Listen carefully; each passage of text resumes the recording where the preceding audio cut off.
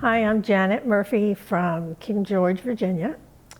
And if somebody says to me they don't vote, I tell them that that's also a choice. So if you're afraid of making the wrong choice, not voting is your choice. So you defeat your own purpose. And remember that when you vote, you're not just voting for a candidate, you're voting for a philosophy. And if you don't know anything at all about any of the candidates, I would recommend looking up the platform of the two majority parties.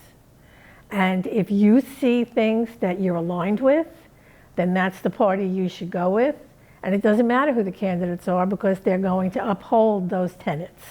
If you see the other party is what you're aligned with, then go with that one. Just keep remembering that it doesn't just affect you, it affects generations to come. And when I was a little girl, I guess it was like 8 or 9, my mom said to me, it was a presidential election, and she said to me, remember, Janet, that when you vote for a president, you're not just voting for the president, you're voting for the Supreme Court. And when I look at the quagmire in which we find ourselves, truer words were never spoken. And I keep hearing my mother's voice in my head. What would have happened if we had a different Supreme Court? And then we wouldn't be living under the current conditions in which we find ourselves.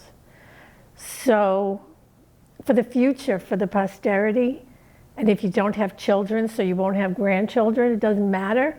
If you have pets, they're pulling the funding out of everything, and it's because probably you didn't vote. When I lived on Long Island, a friend of mine was running for the state assembly, and he lost by 2 votes. And the guy we ended up with was a disaster. And he really did not serve our community well.